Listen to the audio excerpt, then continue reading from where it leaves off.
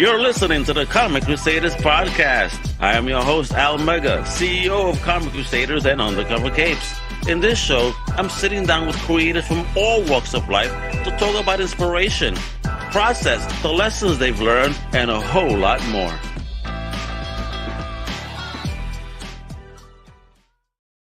Well, whatever you enter, this is your boy Al Mega. Welcome to a brand new Comic Crusaders podcast. And today we're talking some indie comics, man. We're going to get into some mad stuff through Mad Cave Studios. That's right, baby. 10 years celebrating. Yo, big congrats to you guys, of course.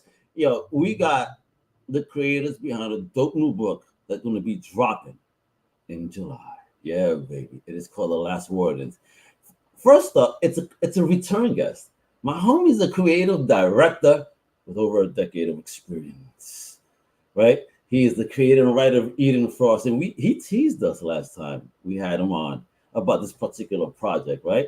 But what's cool is he is bringing now along his fellow teammate, co-creator, collaborator, right? Now this homie, man, he a boss himself. I mean, he's a writer, director, storyboard artist. He's been in the game for a minute, and he a big boss himself. And these two have matched up. Man, the bromance has begun to bring us what is called The Last Wardens. Let me introduce my big homie, Amit Tishler and Elliot Sperl. Hey, how you doing, fellas? How you doing, man? Good to be back. How's it going? I'm doing great, man. I'm having fun, man. You know, we're getting close to the weekend. We got this dope book that's dropping next month. The excitement is building, baby. You know what I mean? Let's get that energy going. So, you know what I mean? Amit, thanks for coming back. You know what I mean? Nah, no disrespect. But since you bringing your boy Elliot, and he came first here, plus we don't know nothing yet about it. My fellow Crusaders need to learn. They know a bit about you, but let's learn about Elliot. But yo, Elliot, let us know where you were originally from, and most importantly, what is the first thing in fandom overall that you ever fell in love with? Oh, easy. Okay, I come from the Midwest. I'm from Michigan originally. All right. Yeah, the land of Bud Light. It's you know, it's a place. Let's see. Moved out here. First went to school at SBA in New York. Did an animation test for DJ in the Fro for a studio called Titmouse. Yeah, and then moved out here. Worked for a couple years as an animator, and then eventually landed on Bob's Burgers. And have been working there for a long, long time, jumping between Tickle Bill shows. I love that show, kiddo. Have you been on it since the inception of it? No. I came on a little bit later than that. Okay. Not since the inception. No. But I was definitely on for a couple seasons there, yeah. And then jumped to Great North and Central Park, and now I'm back on Bob's. There we go. What was that first love? The first thing, the first fandom. Fandom. Oh, yeah, right. Spider-Man comics. In the 90s. I grew up. How this happened? Northern Michigan, there's this little comic shop that existed there a while back. And I went in on a lark. I was just, wanted to check it out. And I fell in love with the place. I picked up so many freaking comics that day. Just kind of, I think I have boxes now and shit like. I was going through mine today. You have no idea. I'm gonna. Oh, really? A lot of you too. Stuff. I can't. I gotta sell. I can't.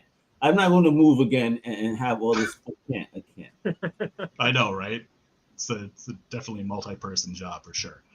But yeah, I've been a big comic book fan. Hey, Elliot, you say this. Wait a minute. I don't mean to stop you there, but I just want to say that multi-person job thing. Why is it that your friends on the day you move always have either back pain, health issue, or got something to do other than be able to help you? If they do, then they're shitty friends. Amit has spoken. That's it. That's it. I have laid my judgment. All right, bet. So before I move on to Amit, Elliot, did you have a tribe? When you found your comic book geekiness, did you have a tribe, or you were like kind of lone wolf in your comic book geekiness throughout your young youth over here? You know what I mean? Oh well, high school. There's always the a lot of nerdy friends in high school, but obviously moving to college, that's where you really find your people, especially in art school. And then, but really coming out here to California, I mean, Amit's part of it now, so there you go. Yeah, you're living in a dream, baby. That's how you know his life deteriorated the minute he moved here. That's where you really just. That is why I'm over here, I think, right? Have you moved here? Are you here? Where are you now, Amit? Me? We're both in LA. Oh man, bro, there we go, brother. I'm sorry. Both in the valley. We're both in the valley. Yeah. The valley. Oh man, that's where the aliens visit. I hope nobody takes you because you're making great books and you're forthcoming in the future, possibly. Who knows? Dude, here I'm the alien. So, I mean, since last time, man, I know you were teasing this. I know you were teasing this book, but before we get into this new book, tell us a bit about what you've been up to since the last book. The tours. You getting around. How's it been feeling for you? Being in the industry and hanging out and selling those wares of yours. It's been awesome. Like it's been a really exciting journey. Since Eden Frost came out, it just came out in trade paperback in May. So this was very, very recent, and I'm still essentially doing a press tour around that as Elliot and I are working on 3 more titles, including Last Wardens. What? Yeah! Oh, yeah! So, that's the thing. It's been a year. Is this going to be the new superstar team in comic books? Oh my God! You see that energy? Y'all both did that shit at the same time. Yo! It's our synced dancing routine. No, it's been like I want to see that. I want to see creative teams battling each other at New York Comic Con on the dance off. Oh, I can't stand. Oh, you do not want to see our dance moves. No, that's going to be really bad. Really, really bad. I mean, it's going to be video worthy, but it won't be good for us or anybody watching it. Like nobody. No, but for me, it's been great because this whole time, we've been cooking a bunch of stuff mostly quietly. Last Wardens, we've been working on Last Wardens since I finished writing the original script for Eden Frost. And we've been working on 2 Humanoids graphic novels. The first one is going to be announced probably around New York Comic Con as well. And they're both going to come out in 2025. So essentially, once Eden Frost was done, it's like these 3 titles all at the same time, plus another recent publishing deal, which we're going to announce at around New York Comic Con for an adaptation for The Last Wardens. And again, we'll talk about more that later. So stay tuned for more. And as far as Eden Frost goes, it hit the book market. Next week, I'm with Mad Cave in ALA, like the Librarian Association event in San Diego. I got commissioned to write I'm writing an op-ed, an article for the Jewish Book Council about Eden Frost. I have an event at the end of the year. I'm probably going to be at Juice in New York again, after New York Comic Con. So there's still a lot. They've been inviting me to that one. So then I'm going to have to take a trip and hang out with my folks out there. You know what I mean? Hell yeah. And see what's popping off. Hell yeah, bro. Yeah. No, so it's been really, really fun. And, while we're doing this, we're trying to get as many things rolling and developing as many new things. Like we have a new project right now. We're starting to pitch around that we're hoping will catch steam. Right now, the market is a little difficult, but wait a minute. What you mean is so I know when COVID was around, I mean, obviously, the market was hungry. Oh yeah. Do you feel that? So do you feel it's slowed down since? Oh, definitely. In terms of buying, absolutely. In terms of buying and production, and it's all across the board, right? Because we worked in games, animation, and comics at this point. All of them, including tech, are at a major slump. Okay. So in general, publishers are going to be a lot more risk adverse right now because they after the COVID blast happened, they all kind of got their sales really, really dropped.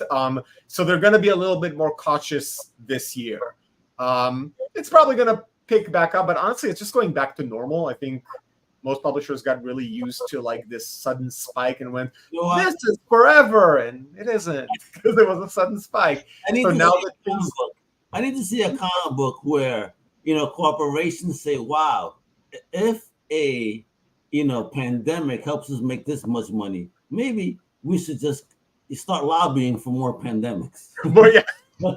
The comic book publisher having a little lab on the side where they spread disease to the world. They just cough into every issue and ship it out. Imagine, oh my God, sing this through comic book distribution. Oh my God. There you go. You know what? It's diamond distribution, just like coughing into, like they have a little department where they cough into this. We have just created the next great comic book, and that actually explains better how the zombie apocalypse happens.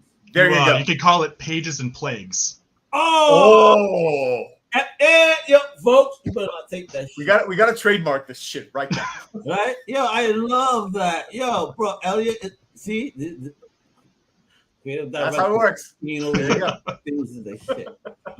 Right, folks, so we're going to start getting into it right now. First, let me show you this little teaser they sent me. What a tease. Let me tell you, because Amit was a great tease last time. You know, with the long hair, we were just missing a stripper pole when he was teasing this possible upcoming project. He kept saying, like, why can't you talk about it? Stop it. He's what an evil man. But now we're here today to talk about it. So check this out, folks.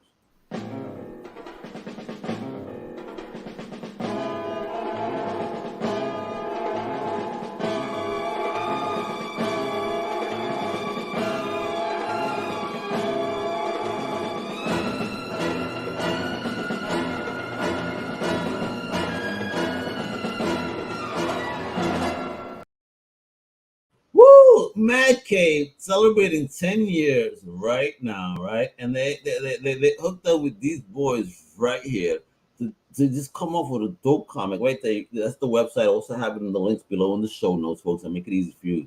You gotta go check this out, like right effing now. It is fire right now. That music, man. I'll tell you this much: so Planet of the Apes feel to me. Like. That's what I thought Planet of the Apes when I heard the music. It's like, whoa, that just sounds so 70s. You know, of course, it is based in the 70s, so you guys really fucking caught the spirit of it through the music. So I salute you on that shit. Thank you. That's dude. Where did you yeah. Oh, that was you? Yeah, I built that. Yo, bro, you caught that spirit of 70s music. Like, yes. Oh, bro. Perfect. That's what I was going for. Amazing. Master. So folks, talk to me. What the hell is the Last Wardens? Because, man, I got the covers right here, folks. You guys need to pre-order this right now. I mean, this book is dropping July 17th, man. I mean, look at this beautiful cover right here. We're going to talk about who did that in a minute. But before we do that, what is the Last Wardens? Do you want me to go? Yeah. Whoever wants to go, just go, baby. Talk about it. We got to sell this book. Hey, Danny, what up? Well, you know, like The Last Wardens is essentially the story of, and I'll do it very loosely, like it's the story of Danielle Pryor. Her brother went out to the war, disappeared essentially in Vietnam, because again, it's happening in the 70s. She's living in a place called Bleakwood, which is a rustic and very, very shitty town, where she's been stuck, essentially living with an abusive alcoholic father, just waiting for her brother to come back and knowing I have to move on. Then one day, her brother, mysteriously after going MIA and assumed dead, comes back from the war and brings something back with him. Not only does he bring something that brings absolute terror into Bleakwood, but he's also being pursued by this team of paranormal misfits called the Wardens, the Last Wardens, who are in pursuit of him for a particular reason. And all of this just hits Danielle like a freight train, and she has to essentially survive, try to save her brother, and try to also save her hometown if she can. From a team that is both seems like they're trying to help, but are more incompetent than not. So it's a horror supernatural thriller. It starts like a very emotional drama, but it goes off the rails really fast while maintaining that. Amit, this is what I want to say, Amit. Yo, what up, Fugitive Poems, man? Yeah, you guys don't know. Wait till you see the comments.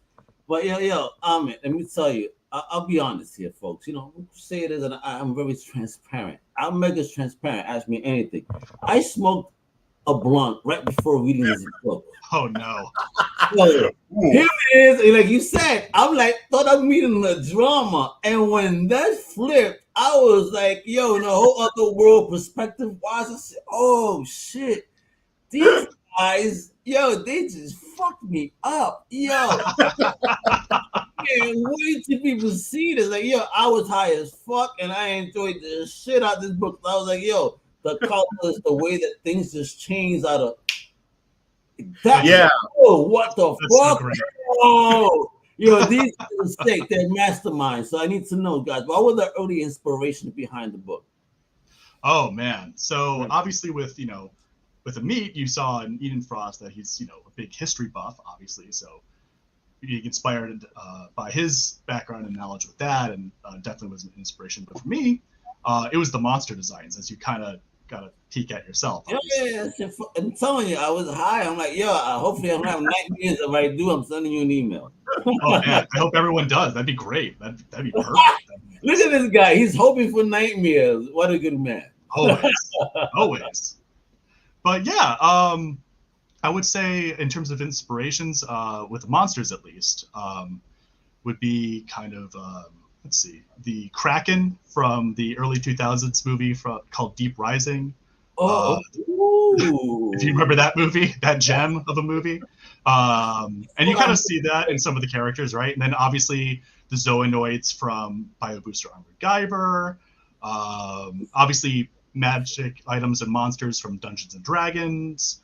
And since it's the 7th piece, you're going to see obviously shout outs to Evil Dead, Jaws, weirdly enough, down the line, and a little bit of Scooby-Doo.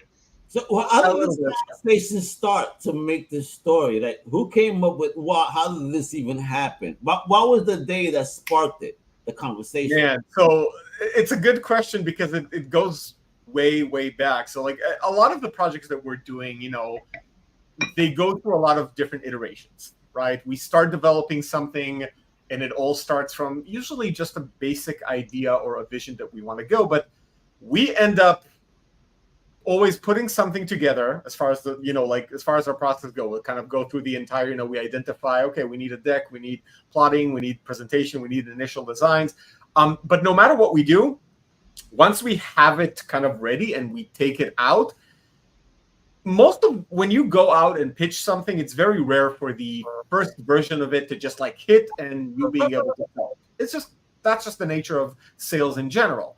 What we do is that we always go back, take the feedback, reiterate, bring a new version in. So we've done this with Wardens. It's actually one of our older properties. Like I think the first version we've ever done, I think we pitched it originally, the first version in 2018. See, oh my God, wait a minute. Yeah, we're talking about this time lapse here, and I said this earlier, and we need to get ready for this story. I need the story of the Promance. How did this happen? How did you guys meet? And you know what? I'm gonna start with Elliot because he was here first, and then I met you. Tell me if he's lying. I would love to tell this from my perspective. It's if great. he's lying, you know how people be lying when they met, how they first met. Like, yes, he was sweating me. You know what I mean? Bring all that trauma out. Yeah. Talk to me. How you guys even met? What's the story of the Promance over here? Oh man! All right, so kicking it off. I was on a job at Starburns working on a show for HBO called Animals. And they threw me in the basement with a bunch of other cubicles, right? We're down there animating day in, day out. I never really went upstairs to meet the other animators up there. So on a lark, I think they're like, hey, let's go meet everyone upstairs. Okay, I'm like, all right, whatever. I'm very introverted, so me meeting new people is never like a thumbs up situation. So I make my way up the stairs, and sure enough, I meet this guy who looks, like long hair, Viking style. I'm like, what? Hi, how's it going? I'm Elliot. And he's like, I'm Amit. And I was like, what? And you're probably thinking, yeah, I thought you were going to tell me your name was Thor. Yeah, right? So sure enough, I'm like, Amit? He's like, meat. I was like, oh, okay, gotcha. He's like, a meat or a vegetable. And that joke stuck for many, many years. We worked together. We hit it off. He took me onto, brought me onto, what is it? Camp WWE. which is one of the best jobs ever. It was so fun. I met a lot of friends there. We were in this weird little cabin inside of a garage, which is kind of hard. That's how they roll over there. So we're in this cabin, and we realized that, you know, we had a bunch of really fun ideas that overlapped, and one day we just started writing them down, and it kind of kicked off from there. We made it a daily thing, and over the years, we just kind of kept at it, refining it, grabbing lunches and talking on the phone and being like, hey, what if we do this? What if we create a pitch deck and we should do it like this and pitch it to the studio and whatnot? And over the years, we're like, hey, you know, see where it takes us. And that's where we're at. Yeah. It started from sharing an office and ended up becoming a whole process. So, you know, I am kind of curious, though. What was your perspective on this? Like, was that just weird how you just shook your hand one day? No, right now. Now we know the other. Let's know the other side of the bromance. And a big shout out to Armand. He's making his own comics. He says 20 pages. An imagined telling of Adam and Eve, with them being aliens sent to bring Earth into the galactic empire, kingdom of God. Wow, that kind of sounds pretty cool. Like, Battlestar Galactica, doesn't it? Oh, hey. Hey, Amon, you better check out some Battlestar Galactica before you put that out. Before Sci-Fi Network's legal team calls you up. Yeah, don't be naughty. They're going to tell you first, don't be naughty before they spank you. But yeah, from my perspective, you know, like any place that I go to, I'm usually a bit of a wrecking ball. So Starburns wasn't any different. I'm picturing Amit right now on a wrecking ball like Miley Cyrus in a comic book room. Pretty much, like you've seen me in real life. Like I just kind of like stomp my way in, breaking shit along the way, and that's it. He's a party boy, man. He be chilling, bro. I love him. He's the best energies that I met during New Year's. Thanks, man. I appreciate it. No, for me, like, you know, like I've already been at that point packaging things, pitching it to executives, and kind of all across the board, whether it's games, whether it's TV network. So I've had a little bit more experience in doing it, and I always look for good creative partnerships that can kind of complete, you know, either my blind spot or just create. When I create my own things that are just me, you get stuff like Eden Frost, which is usually very, very, very dark in a specific way, but it's very clearly like a me thing.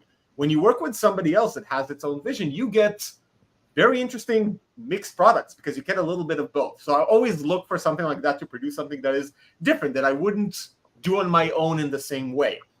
When we started talking, we just realized we kind of overlap on everything. We have the same hobbies, we vibe well together, we work well together, and I got to kind of bring in my process, loop him into it, and us developing from there kind of a rhythm of how to work together, because we're very algorithm, baby. When you meet somebody that's on your algorithm, they just vibe. You know, frequency and energy is real. You know what I mean? And not everybody will connect, sadly. You know, but that's also okay. That's also okay. Not everybody can connect, but you know, so long as somehow we could build bridges through those connections, man, we're gonna be better for it. And you know, and I love what you're doing, because let's talk about you building the creative team behind it. I mean, look at this cover. That shit is gorgeous, baby. I mean, look, introduce us to this character. Who is she? I mean, look how dope she looks, man. Look at this artistry. This is scary as F, man. This reminds me of very Reanimator. Oh, a good reference. No, I mean, Mad Cave was like one of the great things about working with Mad Cave is we essentially came in as a duo. I mean, they worked with me on Eden Frost, but we came in essentially together as like, we're the creators and writers. A lot of the development for the initial version came from us. So Elliot designed all the original sketches of like the characters, and then we always come in with like a very like established package. And at that point, they were in charge of like, it's the regular process of like them bringing us a whole roster of like, hey, here are artists that we think would be good for this. And they interview them and they essentially put the team together for us and with us. Right. And beautiful. What a collaborative experience that must be, man. I love that. That's what publishers should do. I mean, not just smash people together, but, you know, really build an energy to create beautiful product you can, because the algorithm again is real, folks. Frequency and energy is real. Just especially in creative projects. And this is why, something either hit or miss. But I think these two guys over here, holy shit, yo. We try. They're in the middle of the game right now. You guys have no idea. I mean, so talk about who did this cover. Oh, so Zach Howard, he worked on that one, and Nelson. Right, sorry, what? And Nelson on the colors. Oh yeah, of course. Nelson, Zach and Nelson Danielle. They are ridiculously talented. Like combined, it's a perfect alignment. It's so we've been seeing these covers, and they've been like one-upping each like themselves this entire time. We just saw the pencils for issue 6, and incredible. Like just I won't show the other ones. I won't show the other ones I found. I only show the number ones because I did find others, but I need everybody to be buying this. Oh shit! And on me has a book called Stomping Grounds. It's one of my favorite bars in Putnam. So hopefully, when you come to the Northeast, I'll take you to Stomping Grounds, and you tell them, "Hey, I have a book named after your bar. You get free drinks all night." And you tell them, "I'm your friend, and I get free drinks too." All right, so let's go. Oh man, Elliot, should I say it or should you? Stomping Grounds. Other way, I'll sell you. I got you. Okay, before we get into that, just a small tangent because you mentioned a bar called Stomping Grounds.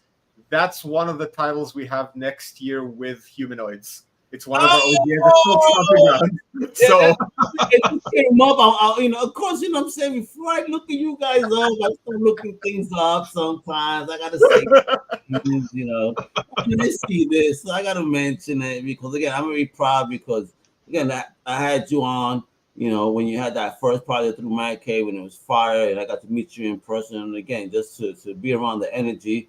You're a real dude, man. I appreciate, comic creators like that. So I think you're gonna have a very long career, especially when you have a partner like Elliot. Holy shit, bro. I mean, I think you guys have formed the perfect Voltron team. So who did this cover? Because this shit is gorgeous. Oh, right. Skylar Partridge. I love this one. It always kind of reminds me of like that look Carrie gives at the end of the movie. Yo, yeah. Right? We're gonna find out about your favorite horror movie in a minute, but this, talk about this. Oh man, that's a long conversation. You better be ready. Yeah, but this is fine. All right. I mean, obviously, it seems. By the way, let me show you something, man. Just because you showed that one, we love this cover a lot. We made some swag for Comic-Con that we're gonna be giving giveaways. So that one, there's gonna be fun stuff. You put your vodka and cranberry in there, keep it nice and cold as you walk around the con. You put whatever you want in there. We're not gonna ask any questions. This is messing with everybody, but you show it again, so they know what to buy. Show it again, one more time. Look at that. Last Wardens, baby. That's right. Woo! So we're gonna be giving away some free Last Wardens swag. We're gonna have a signing. It's gonna be announced soon, like in San Diego Comic-Con for Last Wardens #1. There's gonna be an exclusive variant cover, and we made a bunch of free merch for whoever shows up during that signing. They will get a whole bunch of stuff that's custom made just for these events. So, yo, folks, you heard that? If you're going to San Diego Comic-Con, you better run to that mad. So, what time you guys are gonna be there? Like, what's the? Do you know the booth number and the time you guys are gonna be there, so people can start running and lining up and causing a stampede? Well, if people follow us on social media, we will announce that soon. We're not gonna say yet because it's up to Mad Cave to kind of solidify it, but we personally are going to be in San Diego Comic-Con kind of all days of the event. There's going to be a signing in one of them, and if people want to find out when and where, follow us on social media. It's all going to be announced soon enough. Love it.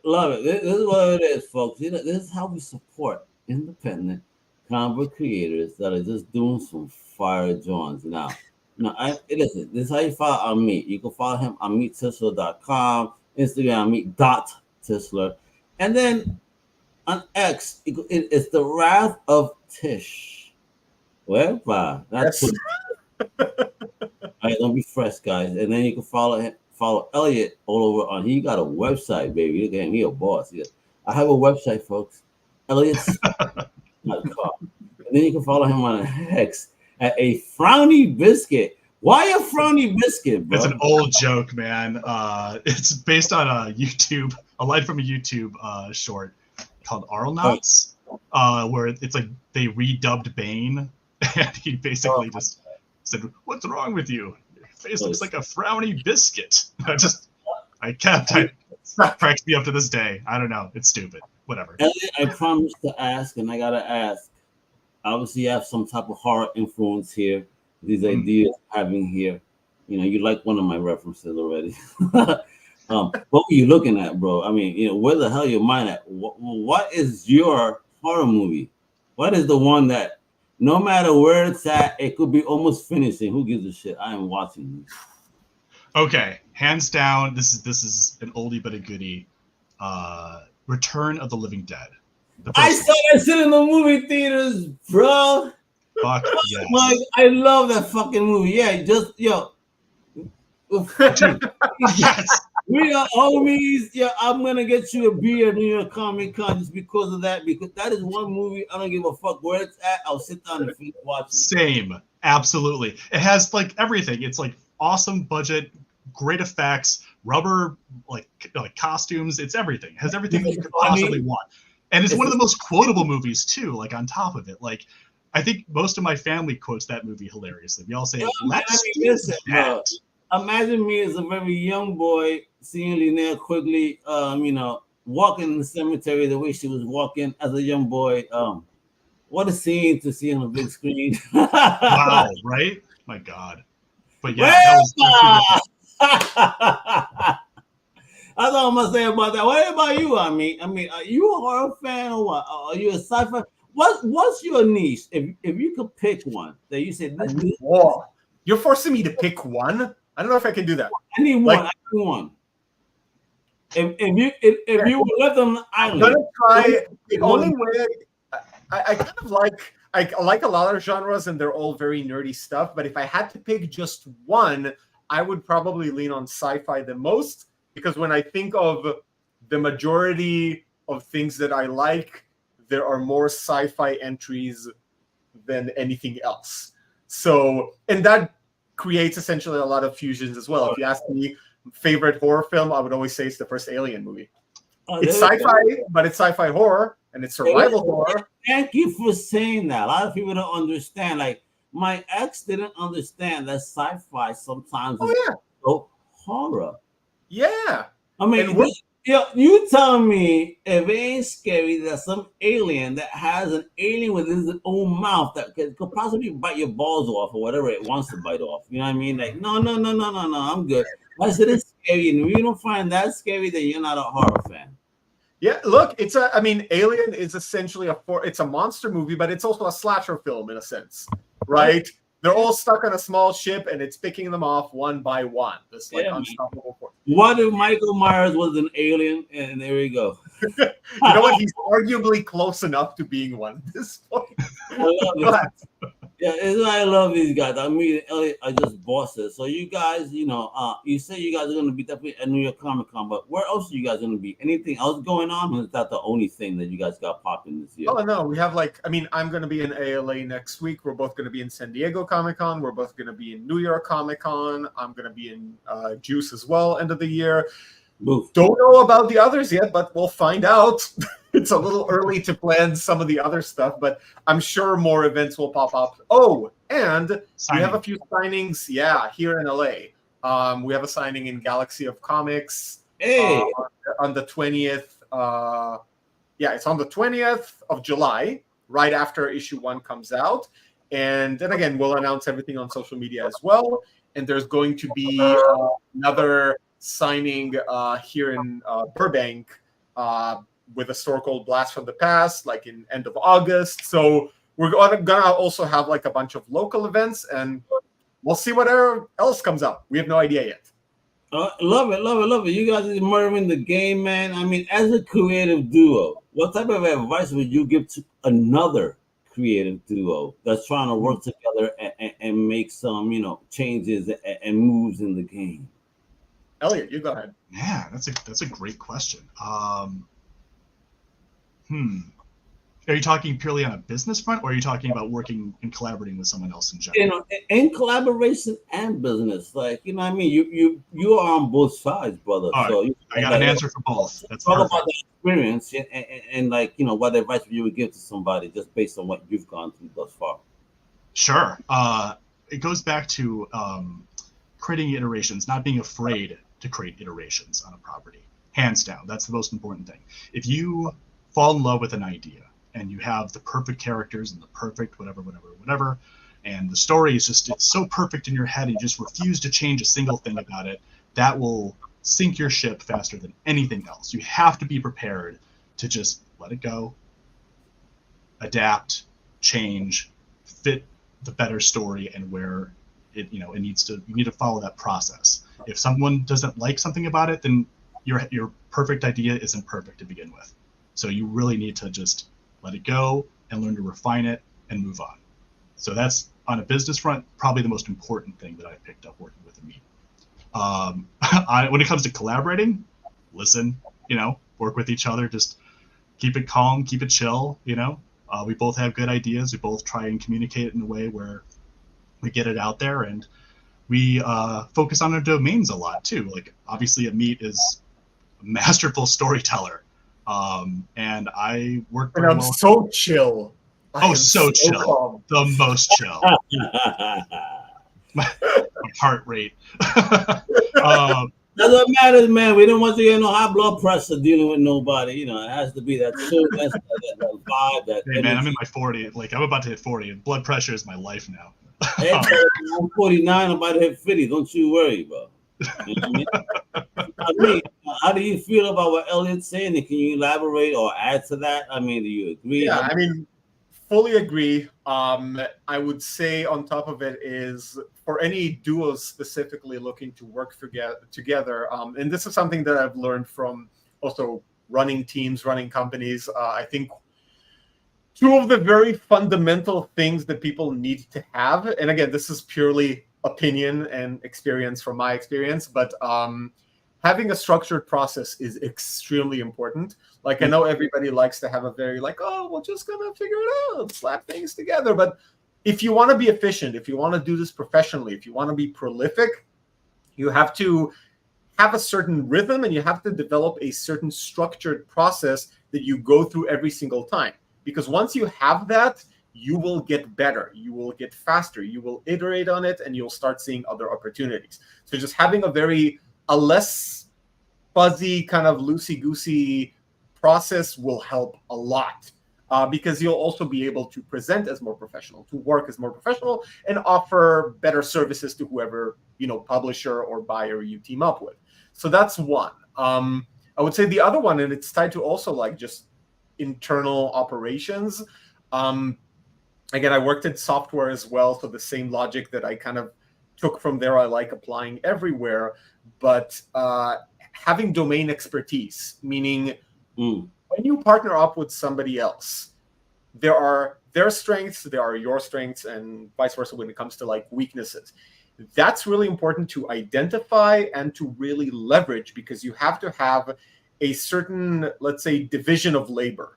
If one person is stronger in the art and the other one is stronger in the story, then saying, okay, when it comes to art or when it comes to marketing or when it comes to business, you're the end authority. So both people can contribute, but one person needs to have the final say on their domain expertise that both people agreed, okay, on that thing, you know better. So I can propose, I can this, but you get to make final call. And both parties have to be okay with that. And it has to feel justified. And it's a lot of trust, right? You're giving trust to somebody else and vice versa. I feel like when everybody has equal vote on everything, you actually don't get a lot of stuff done and you're not maximizing. You're right. Absolutely right. Back to Spider-Man, great power, great responsibility, right? It's not a power to assert in order to, I make this call because I'm better. Now you own it. And if you screw up, that's also on you. So you have to take responsibility for these choices. So I think those two things, just in terms of how to work as a team, are really, really important. And it's going to help you just operate on a daily basis. And that's it. I mean, that's also being a man too. You know, I was hanging out with someone that couldn't make decisions for their life. You know, so I said, right, this is what we're doing. Bam, bam, bam, bam, bam. Came up with a plan immediately. You know, as what we do as men. You know, they chose to listen. I'm like, awesome, great. And guess what happened? We had a great time and it worked out. And I bet, you see, all right. So, you know, don't be afraid to make decisions though, but I don't mind making them either. You know what I mean? So I get you on that. Don't be afraid to make those decisions. You know, this is what they require. Just get it done because somebody got to speak up. Listen, but without somebody making the decision, there is no progression. You know, you can't be in no banter. It's like a fucking circus then. No circuses here. There's professionalism at its best, and you create wonderful projects like The Last Wardens, because that first issue is fire. Like I said, you know, I'm going to reread it again when I'm sober, because when I read it high, holy shit, that it fucked me up, bro. But again, you have me all calm. You have me calm. Just wait until you see the next issue. Yeah, I'm like this. Oh, shit, what the fuck? These guys are sickos. I can't wait. You guys gotta watch this guy, but most importantly, please follow him on social right now. You can follow my boy Amit on his website, AmitTishler.com. You can follow him on Instagram at Amit.Tishler and on X at Wrath of Tish. And of course, Elliot, you can follow him at ElliotSperl.com. I mean Elliot Sperl. Sorry. And then at Elliot S. Pearl, right? It sounds like a fancy. Still works. Elliot Sperl, and then of course on XF the letter A, Frowny Biscuit, right? Check them out. But also, I need you guys to do this. Go to Mad Cave Studios, right? You guys gotta watch this 70s Grindhouse style series, The Last Wardens. I mean, based on the 70s. When I saw the year open up 75, I was like, damn, yo, this story begins when I was born. Look at these guys. Is this story dedicated to Mega? And then it went horrifying, and I said, I hope not, because then this is scary. But I do love it. I'll tell you that much. I'm a horror fan. Thank you. These boys got me hooked. So check that out. And a big shout out to Melissa over at DHPR, Don't Hide PR, for hooking us up and making sure we can chit chat and whatnot. And of course, please visit my extended family over at Comic Crusaders. You know, comiccrusaders.com. We got everything. You know, we're not no gossipy website. We just strictly talk about the comics. We got dope reviews. We got our podcast families doing their things, you know, and support folks like these two dudes right here. You know, Amit and Elliot that are just, you know, changing the game. This is the next great creative superstar team in comics. I am stating this and manifesting this right here today, mi gente, because I'm saying, you know, I mean, there's been many before. There's not many at all now. But these two guys, holy shit. You have no idea what they're up to. I'm seeing it. I see the vision, baby. I am in the gospel of the Tishler Spellverse. Let's make it happen, baby. Thank you, everybody, for tuning in. My Mega, Amit Tishler, Elliot Sperl. You Crusaders rock. Hasta la próxima, mi gente. Thank you, Al. Thank you for listening to the Comic Crusaders podcast. If you like the content, please subscribe and turn on notifications. Also, please visit comiccrusaders.com and our extended podcast family over at undercovercapes.com. And also, make sure to download the Comic Crusaders app on the Google Play Store today.